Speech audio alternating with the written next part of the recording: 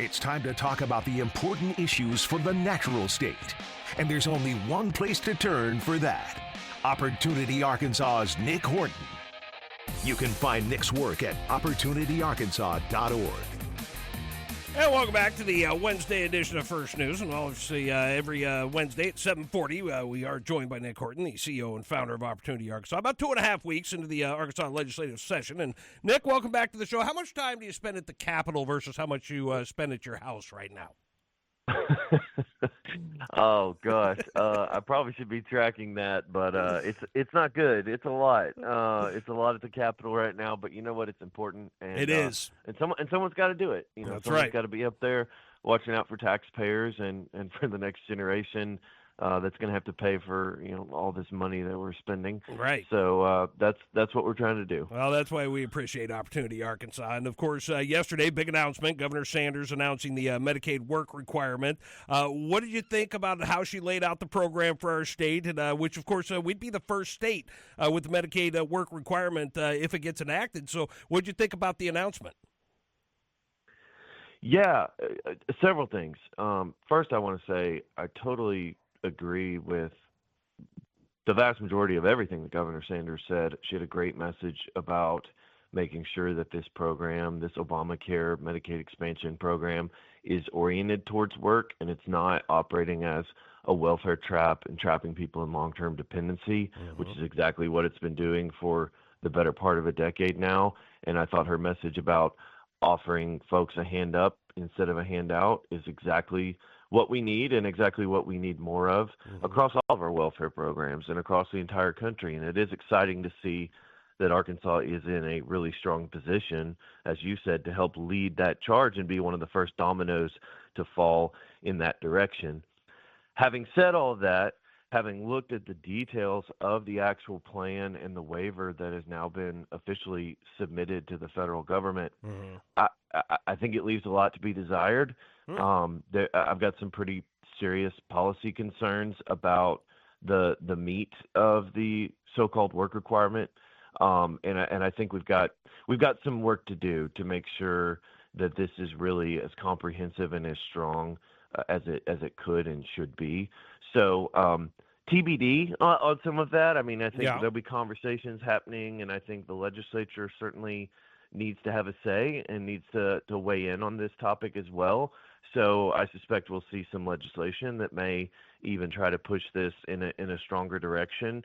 But a lot to be hammered out. I think the sausage is still being made on this, and we've got to make sure, as you said, and as Governor Sanders said, that we have a really strong work requirement in place. We're talking about a program that consumes a third of our budget and that traps nearly a third of our state in the program. Now, some of those folks, as you know, Toby, they have nowhere else to go, and they truly need help, and they're truly vulnerable, and we've got to make sure that they have help. But that just increases the importance of getting this work requirement right, because you have almost 300,000 folks that are in the Medicaid program in Arkansas that are able-bodied, that are working age, that are capable of doing something, whether it's volunteering or training or something. And we've got to make sure that we have a really strong work requirement in place to move those people up and out of the program, because we need those resources to take care of folks that truly need help. Now, going along with this, Opportunity Arkansas released a paper recently about the Medicaid waiting list, and so what did that contain in it? Yeah, and I'm glad you brought that up, because that's a part of this whole conversation, or at least it should be. We've had in Arkansas for over a decade now, probably a couple decades total going back, a Medicaid waiting list in the state of Arkansas. And what that means is you've got folks who are in this truly vulnerable, truly needy population with intellectual and developmental disabilities. I mean, these are not folks with back pain. These are folks with severe debilitating conditions. And to be clear, they're in Medicaid. They get basic Medicaid services, but what they don't get is additional help that they need for their families to potentially, for example, be able to go back to work. Someone needs in-home care. You've got a young child that needs help around the clock. and can't walk or talk or feed themselves. I mean, I've met some of these families, and their parents have told me, hey, I had to quit my job to stay home and take care of my child, which took income out of our family budget that we desperately needed. And I'm willing to do it because they're my kid and I love them and I'll do whatever it takes. Right. But why can't I get just a little bit of extra help so that I can go work and put more food on the table? And meanwhile, back to the work requirement piece, we're paying for hundreds of thousands of able-bodied people to get not just basic Medicaid, but private insurance, Cadillac, Blue Cross insurance plans that they pay nothing for. That the latest numbers are $10,000 a year that we pay for those folks to get insurance. And so it really is just a classic case of mismanagement, misaligned priorities, a lack of appropriate allocation of resources, whatever you want to call it. But you've got folks, we've got nearly 2,000 of them, 2,000 in the state of Arkansas that are on this Medicaid waiting list that desperately need a wheelchair ramp or in-home care or just basic help from the state, and they're not getting it because we're continuing to make the decision that we would rather spend that money to the tune of billions of dollars a year on able-bodied working-age adults, and instead of having them pay in and do their part, we're paying them to stay at home, and we're not taking adequate care of the truly vulnerable. So that's the purpose and really the nuts and bolts of the paper that we released. And we've got some solutions. Like this, Toby.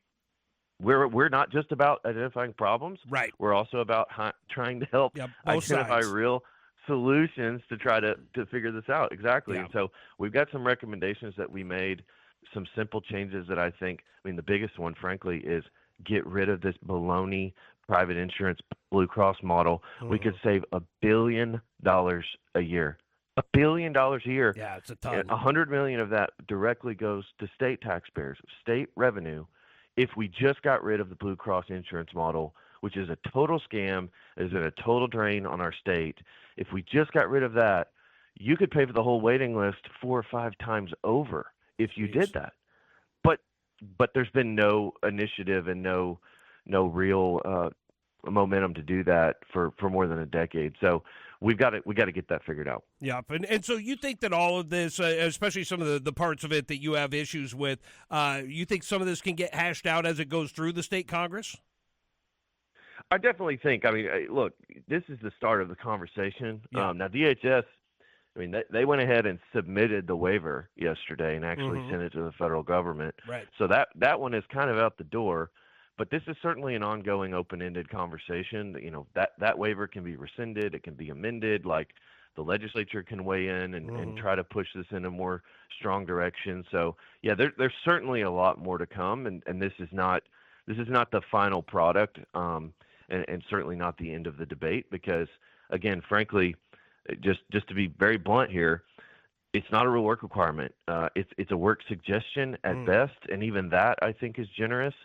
What they're proposing to do is to say, well, we're going to have these personal development plans, and by the way, we're going to spend $43 million to hire success coaches to train these people and give them advice on how to get back into the workforce. But if they don't do it, there's no real consequences. Well, that's not a work requirement.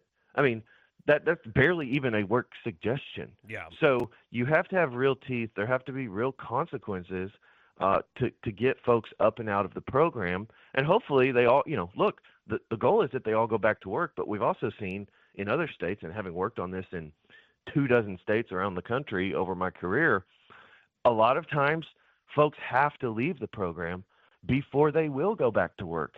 That's the whole point of a work requirement. This idea that, well, we can just help them and nudge them and coach them and push them in the right direction, it's never worked.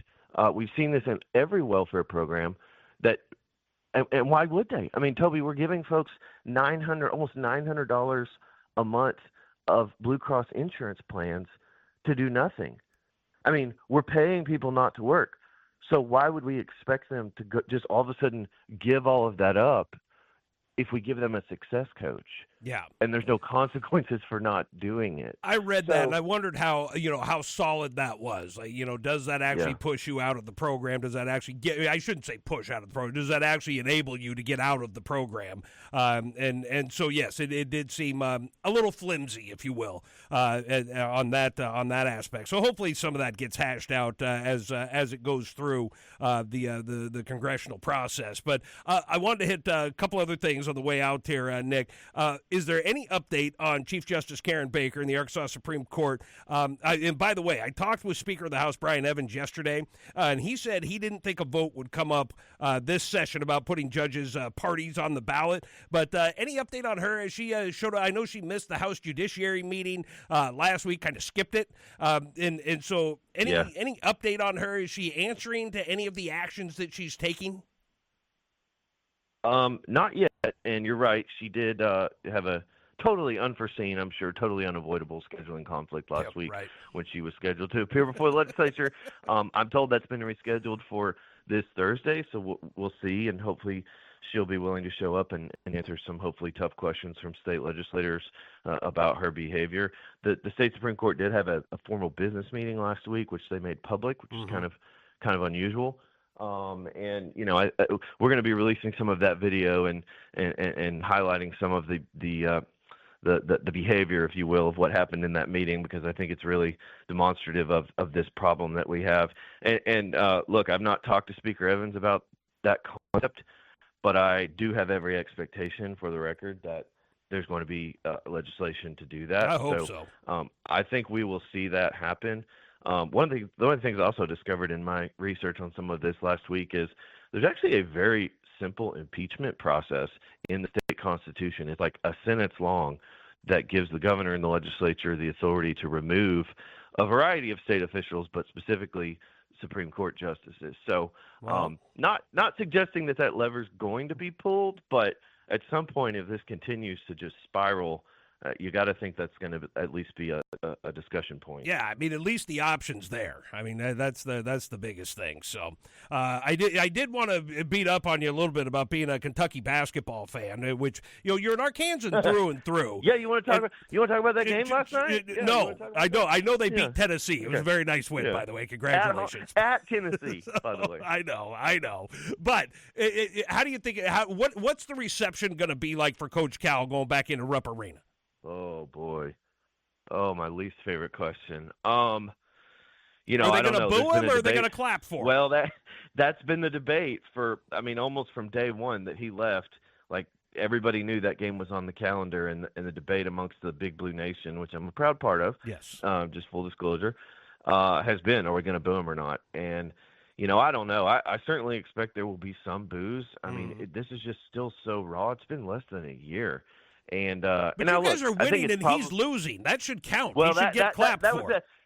That was going to be my next comment. Like, I think if Arkansas was competitive this year, it would be much more, likely chance that there would be booing. Yeah. But given that they're in such a sad state, frankly, and I don't say that gleefully. I mean, I really do hate it for the state, and I hate it for him, a Hall of Fame coach that, is kind of a sad downward spiral here to his career, and not frankly sure that he's going to be able to get it back on track. Oh, yes, he will, Nick. This is just a one-off. Yeah, okay, you're right. Yeah, you're right.